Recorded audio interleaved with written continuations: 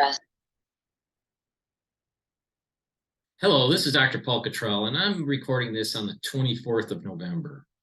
And what I'm going to be covering are the statistics, some of the epidemiology of SARS-CoV-2, monkeypox, influenza, and cancer. Okay, so this will be my updates. So let me share my screen here and we'll go into the details here.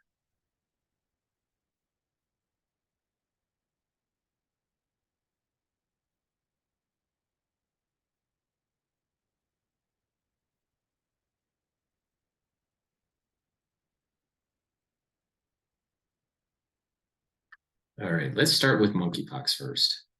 So in the world, for the world cumulative numbers, we are seeing slight increases in monkeypox worldwide. We're at about 79,000 cases. And if you look at the curve for the United States, so I'll turn off the world curve, you can see that we are increasing, but we are just below the 30,000 mark. So we're at 28,599. So the acceleration of this has slowed down in terms of number of cases. And we need to, just keep in mind that this is probably gonna plateau. And I think what will happen as influenza and SARS-CoV-2 starts to ramp up again, we are probably going to see a surge in monkeypox, because the thesis that I have for this is that monkeypox is happening because of a syndrome that I call AIDS-like syndrome, a weakening of the immune system, and other opportunistic infections are taking hold. Now, let's go to the SARS-CoV-2 data. Now, what I want to focus on here are, yes, the world seems to be going lower in our weekly cases, all right? We're at about 9 million or so. Was it 2.9 million? 2 million? 2.9 million? 2.9 million? Almost 3 million cases per, those are weekly cases. Deaths have plateaued out, all right, but elevated compared to the first wave. First wave meaning first wave in the United States. So, so it's like right here. But if this big hump here, if you want to consider that the first wave, then it's below the first wave. So it really depends on when what point in time you're picking first wave. But and what is interesting here is the weekly doses of SARS-CoV-2 for the vaccine have been going down. Right? So let's just keep in mind with what's going on with that dynamic there. Now, what I want to show is my worry about Asia. Japan is spiking up. You can see that their weekly cases are at about 590,000 weekly. Deaths have spiked up a little bit, but also spikes in vaccinations. Korea, there's also a spiking that's taking place in Korea. Deaths spiked, and where the spike is, vaccinations are lower, so it's a little bit different dynamic. In the United States, everything seems to be at kind of like a steady state. Now, what is interesting is that when you look at the first wave, this is why I keep on talking about the first wave. The first wave in the United States here, this is around 310,000 weekly. The first wave, it was 209. In the reality of the situation in the United States, we are worse off now than we were in terms of number of cases than we were in the first wave. Now, in terms of deaths, the first wave was much higher. Now the deaths are about 2,000, about 2,500 per week, while we were, at 15,000 per week, weekly averages. But we've also had a spike in additional vaccines. So keep that in mind. I suspect that we're going to start seeing a blip up. Now, I've been talking to an individual in Europe, and they're saying that in Europe, things are starting to ramp up, but we're not hearing it in the news. Now, when I see the weekly cases, now you got to remember this is going to be a lag because of the, it's weekly, but Europe, or Germany at least, is going down. Cases for deaths are somewhat elevated, almost at the same level as the first wave in Germany, but they've had a blip up in number of doses. So keep a lookout on what's going on in Germany.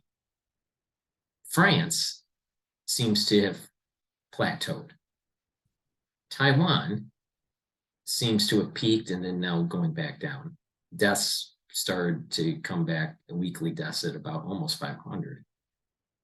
Now, Italy was one of those hotspots back in the early days. Well, it's plateaued out, but much higher than the first wave. So number of cases are to watch out for Italy. China has recently been getting spikes. All right, so their vaccination program is somewhat muted, and they're getting these spikes. I'm not saying there's a correlation. What I'm just saying is you got to pay attention to some of these regions. I think are going to start spiking up. Definitely in Asia. I suspect that we're going to start seeing another wave in Europe. The United Kingdom, there was some talk with this individual I was talking to in the news, local news, that the United Kingdom is having problems. But the weekly cases are relatively muted for SARS-CoV-2. So watch out. I think that there's going to be, you possibly might see spikes in the UK, Italy, and somewhere in Germany or France region. Now, that's SARS-CoV-2. Now, what about, let's see, what about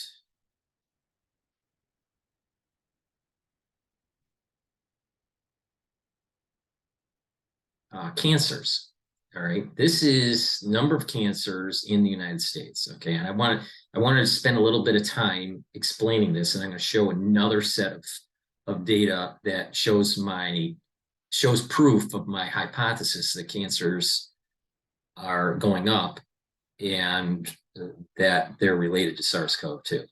So this data set here, and I'll have these in the description, but you can easily go to the CDC cancer statistics and see the data visualization. But what you'll see here is that annual rates of new cancers from 1999 to 2019. Now this is annual number, rates per 100,000. So roughly, we peaked at about 500 per 100,000 had new cancers. And then what was going on, the annual number of new cancers in 1990. So these are like what we call incidences. So from 1999 to 2019, you have somewhat of a steady decline, right? Some of this is because of, better treatment. Some of it is better screening, but it was going down, right? It was, peaked at 500, and then pre-COVID, it was 438. Okay, so there was a decline. So we had incidences of let's say new cancers of 1,304,000 in 1999, and in let me rephrase this. The age-adjusted rate of new cancers was all right. So let me do this again.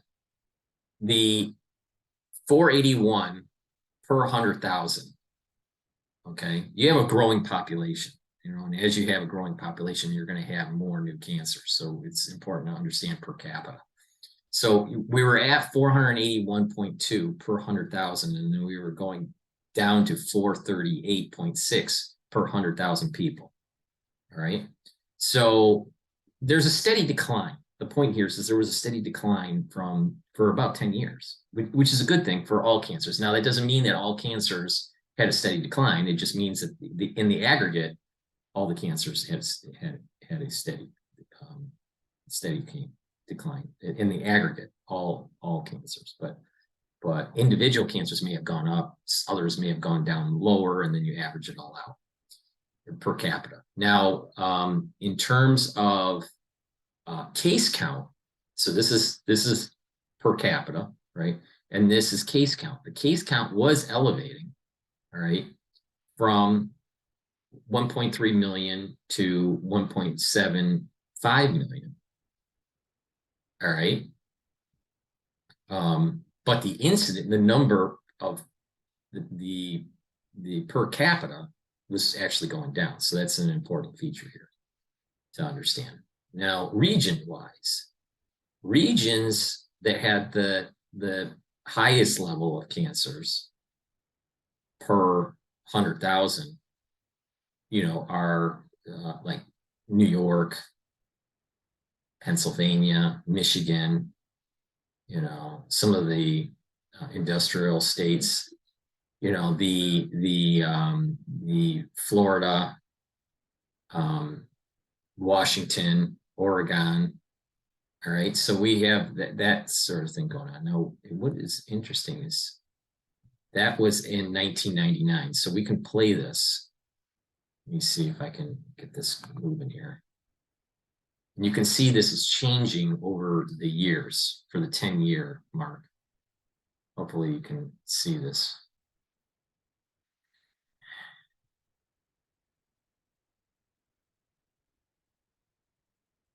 And so as we get to the end, the hotspots from 1999 were that. The hotspots for 2019 were Iowa and Kentucky. And then incidences were actually going down, or total case count was going down in these other states that were very high 10 years prior. Okay, so that is the data visualization. Now, what I want to do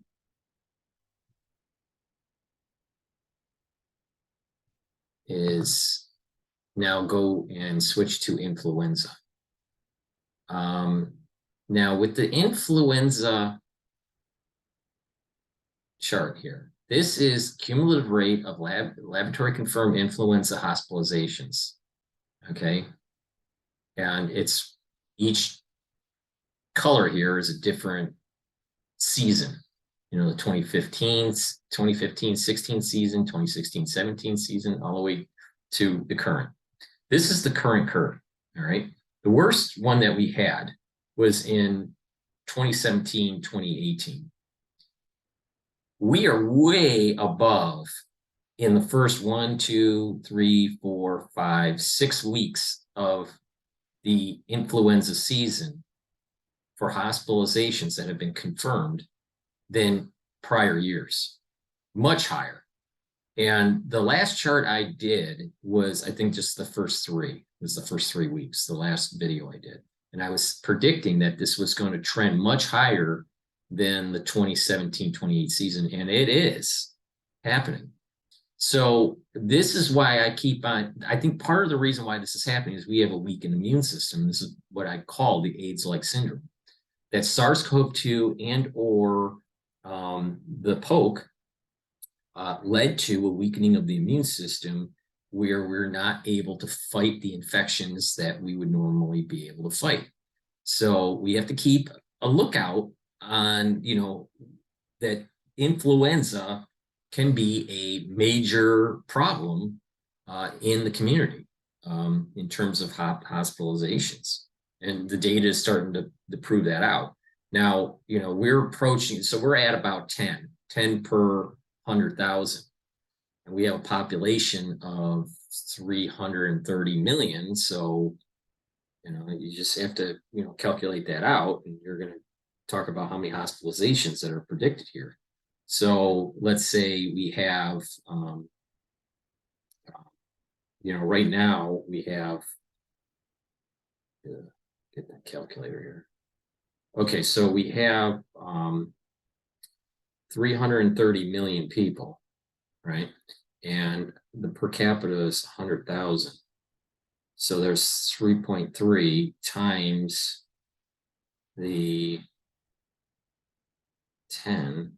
So wait, I'm doing this wrong.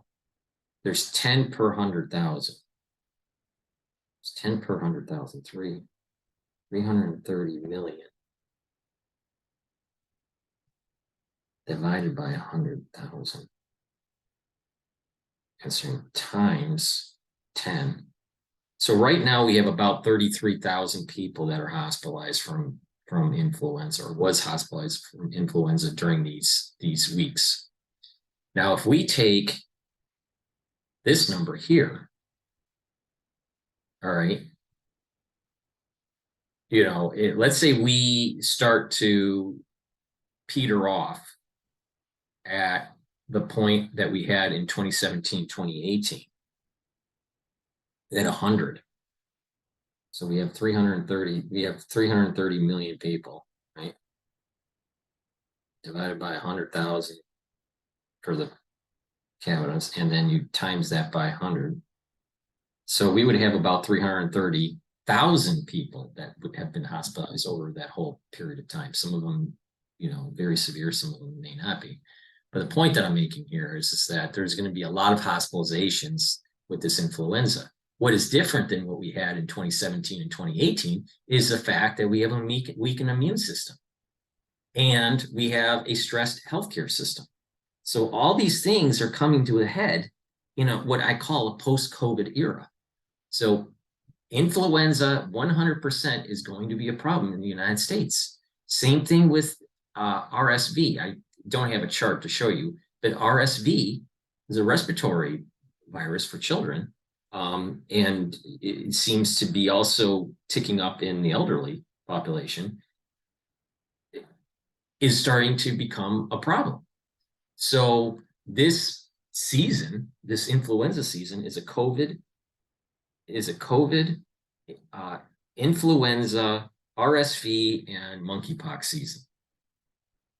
This lends itself to what I've been predicting for a while now with the AIDS-like syndrome. This is opportunistic infections, opportunistic pathogens will take hold in the body because of a weakened immune system. And I think that weakened immune system is through natural infection of SARS-CoV-2 and or the poke. So that is the influenza chart. Now there are some, let's see here, I can get to it.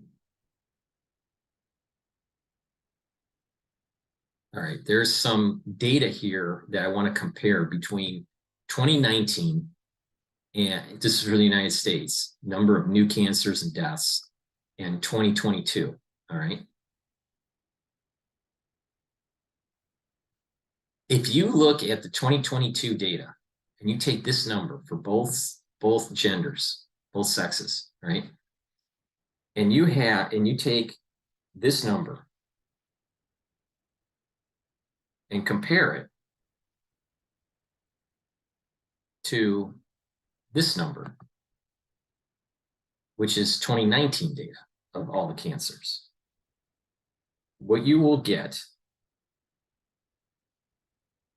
is about a 9% increase in the number of cancers. So round it to about 10%. It's just under 10%. It's about 9%. All right. But the thing is that you take a look at also the number of deaths.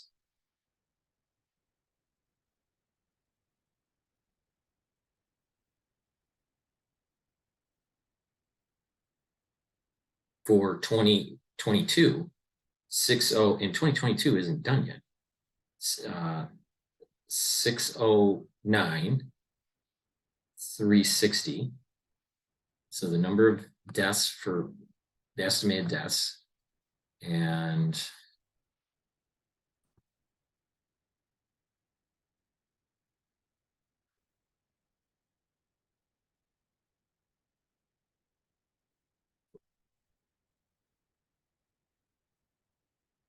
2019, and it's 606,880.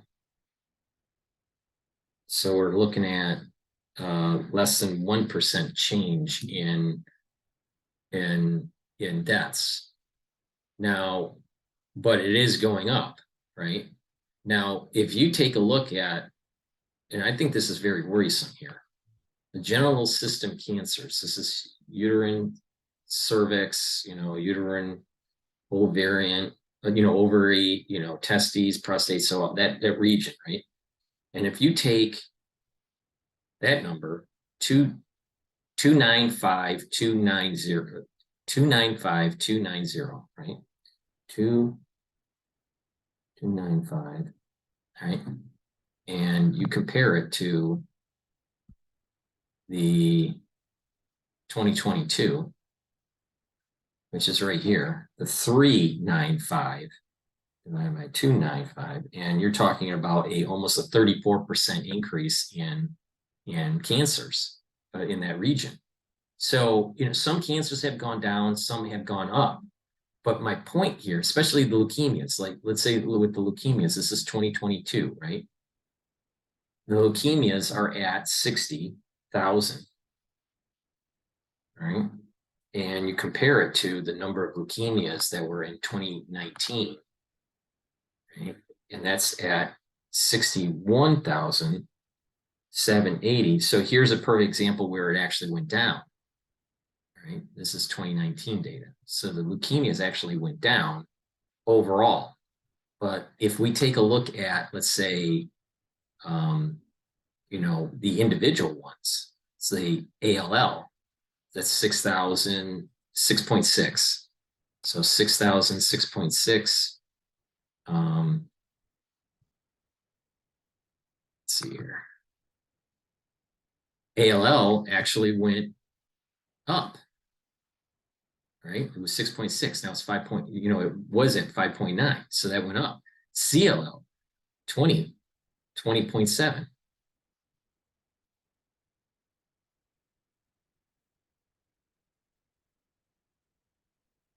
20.7, so it slightly went down. CLL went slightly down.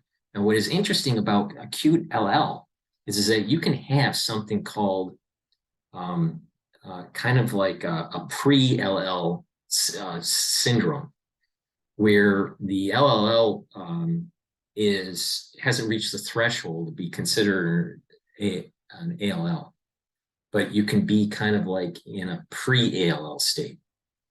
I think this is an important point to kind of to keep in mind when it's coming to with leukemias. Now, AML this is 2022 data, 20,000. Okay, so let's take a look at what was in 19. In 19, it was 21,000. So AML actually went down slightly. CML, so that was at 8.9, 2019, 8.9. And what do we got here for 8.8? 8.8 it is now, and it used to be at 8.9. So it's, it went down a little. It went down a little bit, but it's roughly the same. Other leukemias, all right, 4.6 or almost 4.7. 2019, 4.7. Let's take a look. 4.9. So others are actually up a little bit. All right. So it's the point I'm making here is that there's an overall increase of just under 10%. And in some cases, it's going down in some cancers. In other cases, it's actually going up. Let's say digestive, for example, 2022, 343,000. In 2019 was 328,000. So it actually, digestive went up. All right. And I've been concerned about the colon area. So let's take a what's going on with the data there. So 2022 was 151,000. You take a look at it in the colon. Maybe they compiled this a little differently in this chart. So 2019, so we got to make sure we're comparing. So this is these two together. So colon was at 106 and rectum was at 44. So 106 and 44 in 2019, 101 and 44. So rectum is roughly the same and slightly increase in colon cancer. So this is the worry that I've been saying. This is like, if you take a look at some of these cancers in different regions, especially high mitotic, maybe maybe we're starting to see the beginnings of a post-COVID cancer epidemic. The theory is that there is some sort of perturbance in the genome. Now, it could be through integration, methylation, or acetylation issues.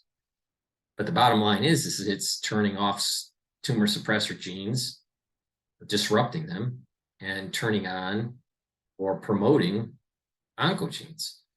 Pancreatic cancers.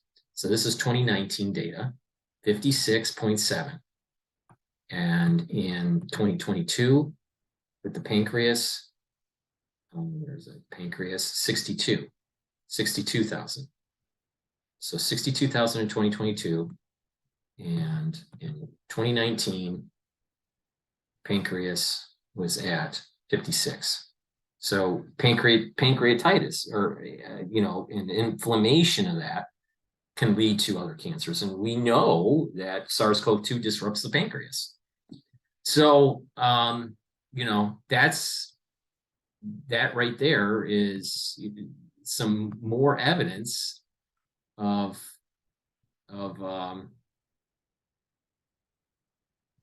an increase in cancers. All right. But we need more data. Right? We need to see the 2023 data and see if we're starting to see an increase in those cases. But the thought process here is that you can, in the description, you can read through this, But the thought process here is that we have some dynamics in the post-COVID era that we need to keep in mind. Those are cancer incidence or in cancer prevalence will go up. And this AIDS-like syndrome, where it's a downregulation of the immune system, will lead to opportunistic infections and the inability to be able to check cancer at the door. So a subset of these cancers are because of the AIDS-like syndrome. And another subset of these cancers are just genetic instability that's taking place, either because of integration into the chromosomes or acetylation and methylation that shouldn't be taking place for certain genes.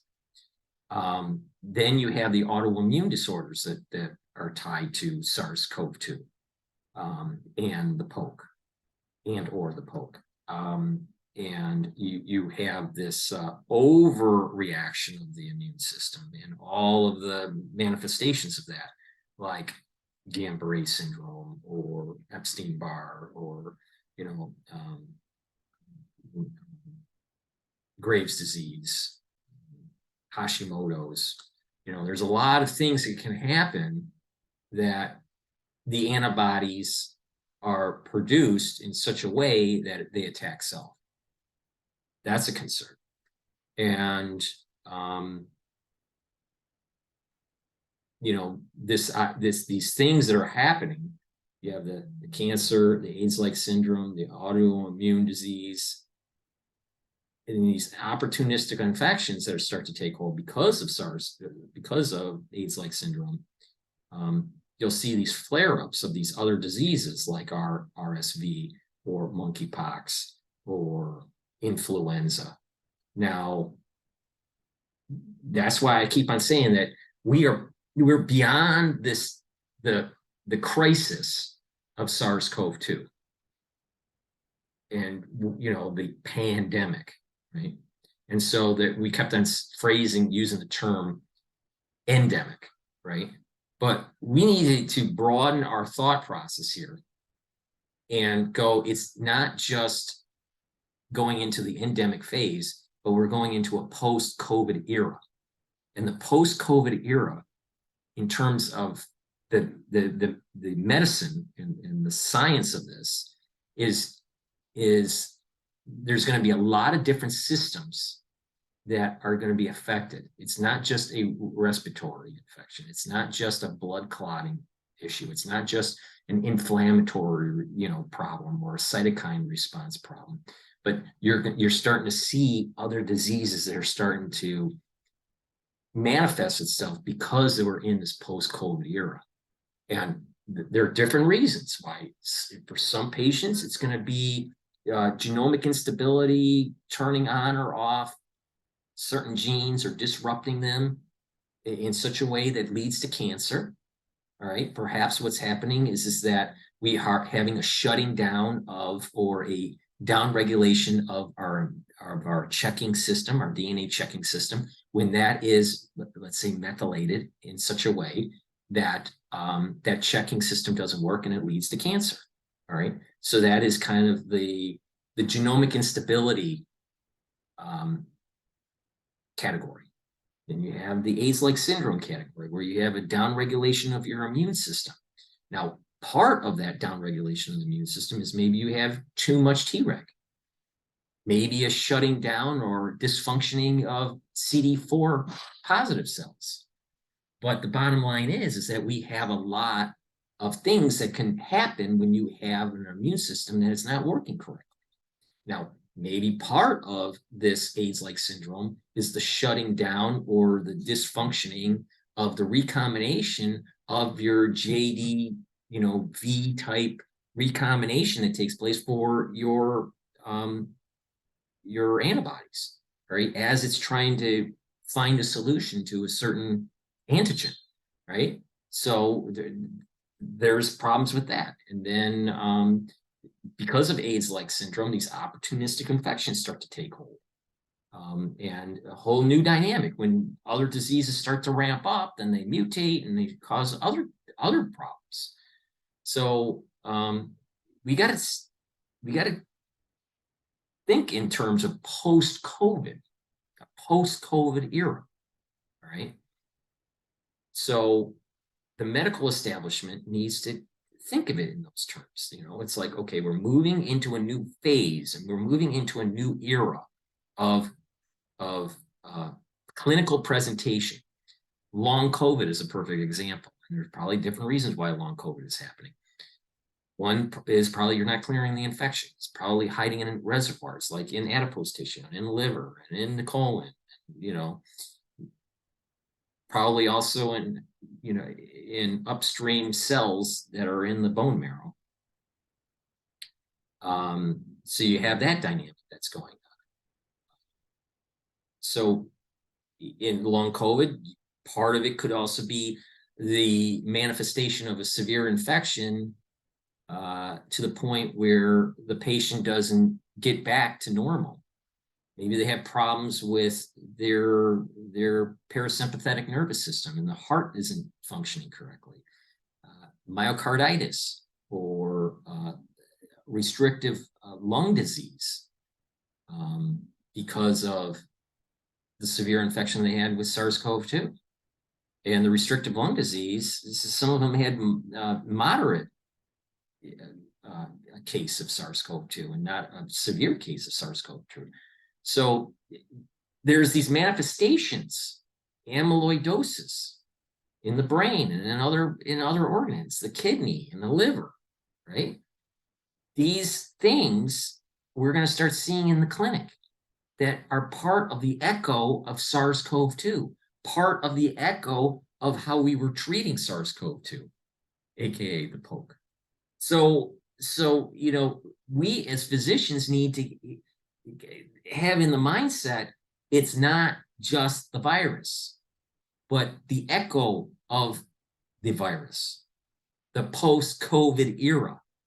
That's what I wanted to hit home on top of saying that influenza cases and for hospitalizations are at a all-time high since 2015.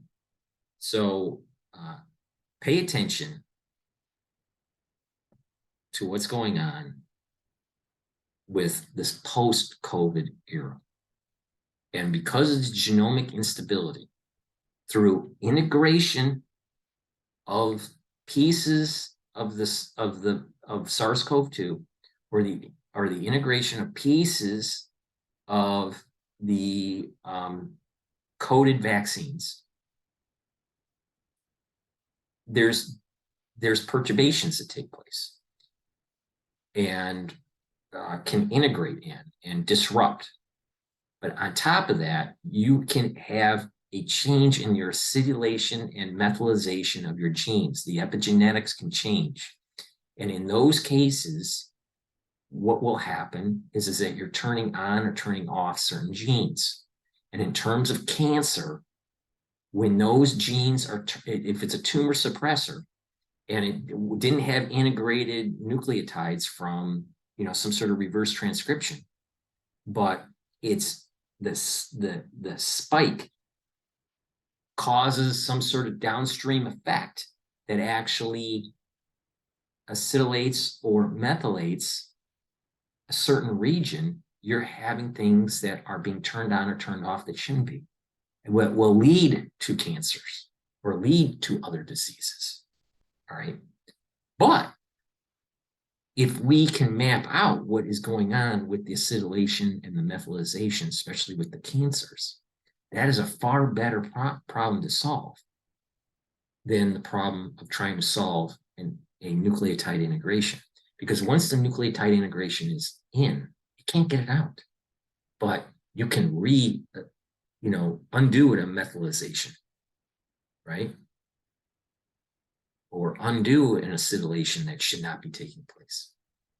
So I put in terms of hard problem and soft problem.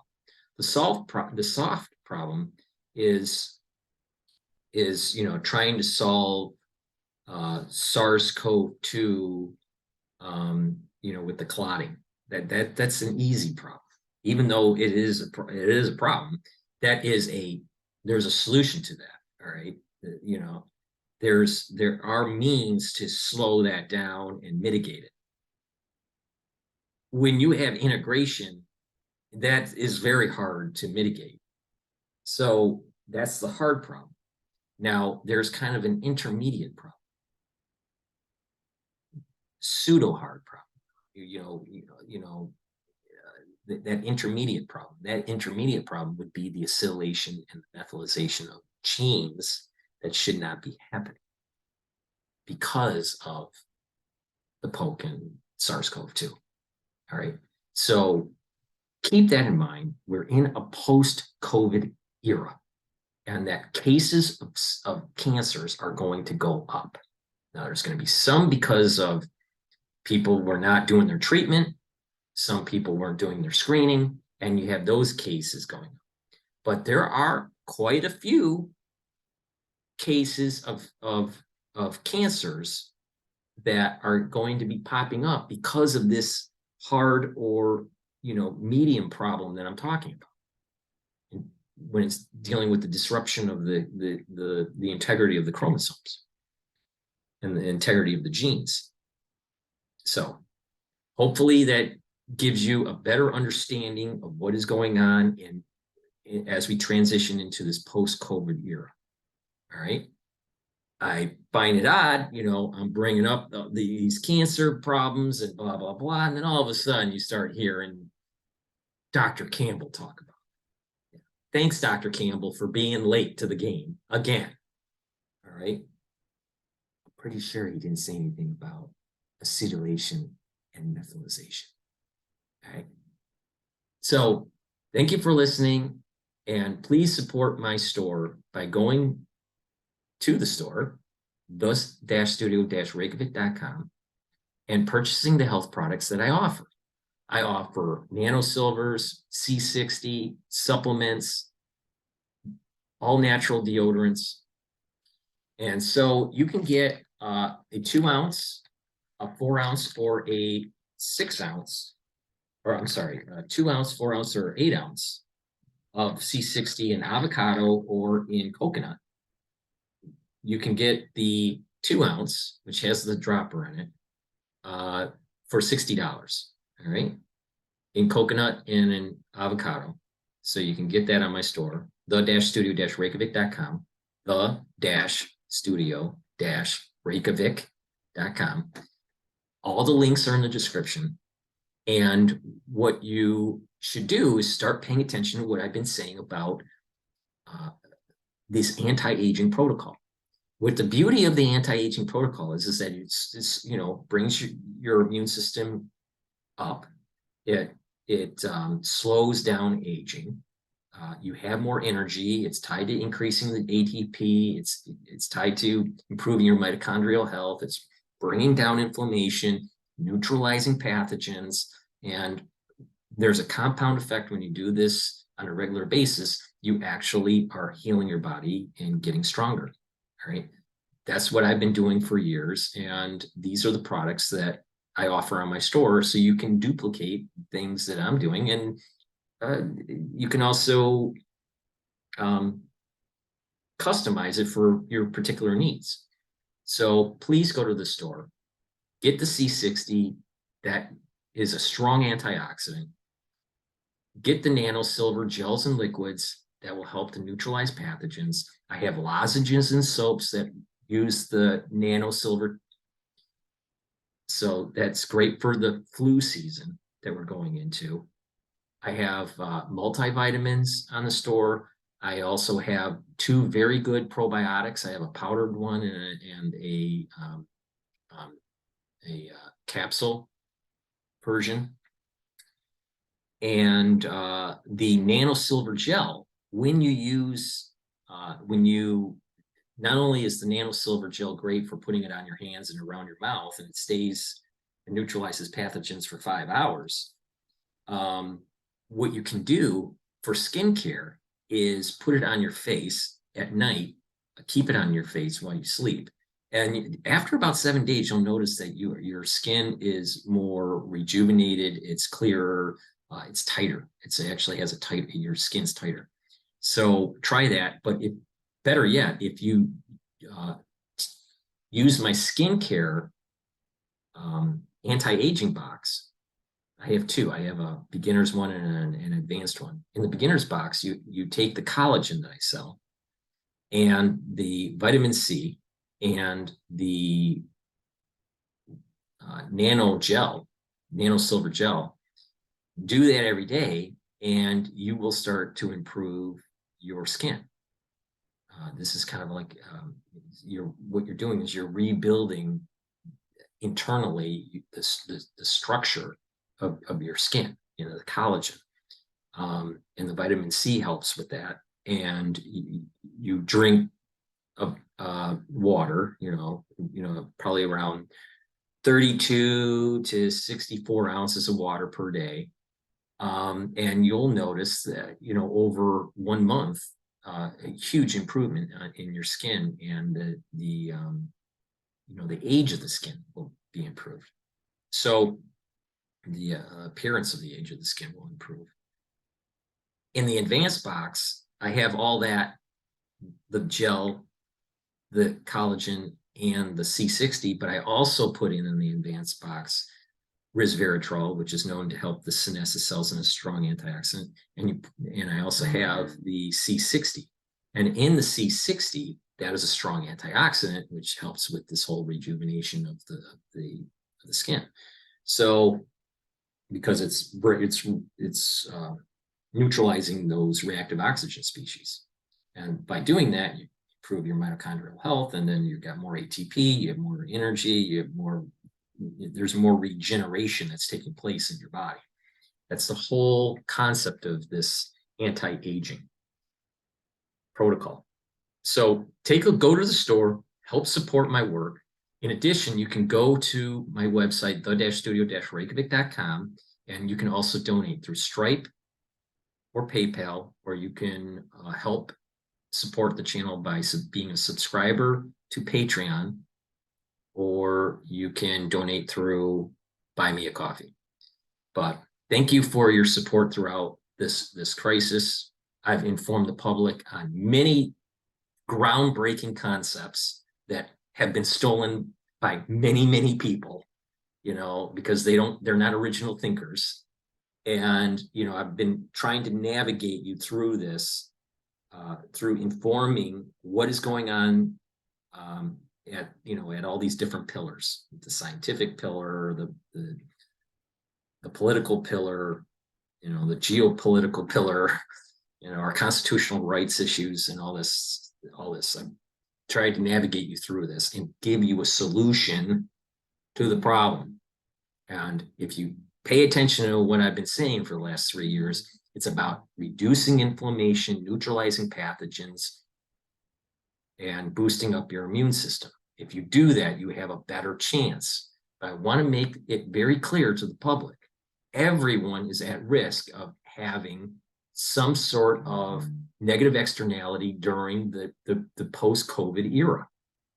What I mean by that is that the virus and the poke cause negative externalities in chromosome instability. There is a few reasons, few things that are happening of why that is, but the bottom line is this: everyone's risk factors for cancer and other diseases have gone up. So if you didn't have any risk factor for cancer, you now have a risk factor for cancer. And so now it's the time to, because it's near the end of the year, now's the time to evaluate your lifestyle and what you're going to do to try to mitigate the higher risk factor that you have. All right. And it's going to be tied into bringing down that inflammatory response, that chronic inflammatory response, boosting up your mitochondrial health, reducing reactive oxygen species by taking strong antioxidants, and neutralizing pathogens. That's the solution. All right. And that will help build up your immune system. And now you have a fighting chance. But everyone's risk factors have increased. Now, someone might say, I've never had SARS-CoV-2 and never took the poke. Well, you're a lucky individual. But because we're in the endemic phase, in the post-COVID era, you're eventually going to get SARS-CoV-2. And chances are you probably already had SARS-CoV-2 and it was asymptomatic. So unless you tested every week, you wouldn't know if you had SARS-CoV-2 or not, all right, for the antigen. Now, there's going to be memory because you built up antibodies. So if someone took the test and they don't have any antibodies, no antigen, then they're truly probably did not get SARS-CoV-2. But very few people can say that.